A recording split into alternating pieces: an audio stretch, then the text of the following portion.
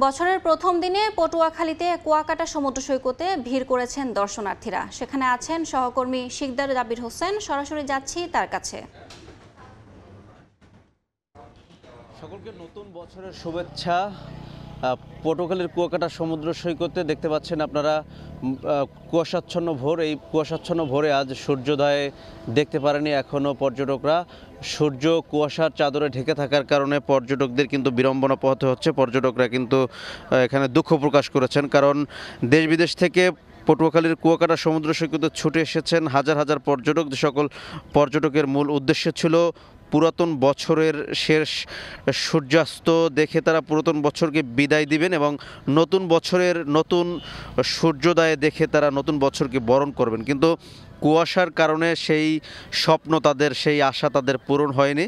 তো সে কারণে কিন্তু কুয়াকাটার যে আগত পর্যটকরা তারা দুঃখ প্রকাশ করেছেন। আমরা জানি যে প্রতি বছর 31 উপলক্ষে পটুয়াখালীর কুয়াকাটা সমুদ্র সৈকতে হাজার হাজার দর্শনার্থী ভিড় জমায়। তবে এবছর বিগত বছরগুলোর চেয়েও পর্যটকের সংখ্যা কম। এর কারণ হলো সরকারিভাবে 31 উপলক্ষে উদযাপনের ক্ষেত্রে যে নিষেধাজ্ঞা দেওয়া হয়েছে, সেই নিষেধাজ্ঞার কারণেই পর্যটকের সংখ্যা কমেছে।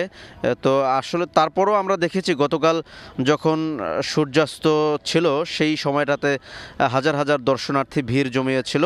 তবে আজ ভোরে আমরা দেখেছি যে সূর্যোদয় দেখার জন্য পর্যটকরা ভিড় জমিয়েছিল। তবে কুয়াশার চাদরে ঢেকে থাকার কারণে অনেক পর্যটকই দীর্ঘ সময় অপেক্ষার পর অনেকেই ঘরে ফিরে গেছেন। তো এই কারণে কিন্তু সৈকত আমরা দেখতে পাচ্ছি এই মুহূর্তে তেমন পর্যটকের দেখা যাচ্ছে না।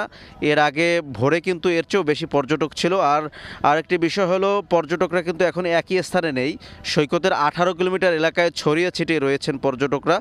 আমরা এখানকার পর্যটকদেরকে আমরা দেখতে পাচ্ছি যে পর্যটকরা একজন এক এক জায়গায় দাঁড়িয়ে তারা সূর্যোদয় দেখার জন্য অপেক্ষা করছেন, কিন্তু সূর্যের দেখা কিন্তু মিলছে না। তো কুয়াকাটার বেশ কিছু পয়েন্টে এই মুহূর্তে সূর্যোদয় দেখার জন্য পর্যটকরা অপেক্ষা করছেন। তো সে লক্ষ্যেই কিন্তু তারা এখনও অপেক্ষা করছেন যে কখন সূর্য ধরা দেবে, কখন সূর্য দেখা যাবে। সে লক্ষ্যেই কিন্তু অনেক পর্যটক এখনও সৈকত ছাড়ছেন না, সেটাই কিন্তু আমরা লক্ষ্য করেছি। তো এতটুকুই ছিল কুয়াকাটা থেকে আমার কাছে সবশেষ তথ্য। সরাসরি যুক্ত ছিলাম কুয়াকাটায়।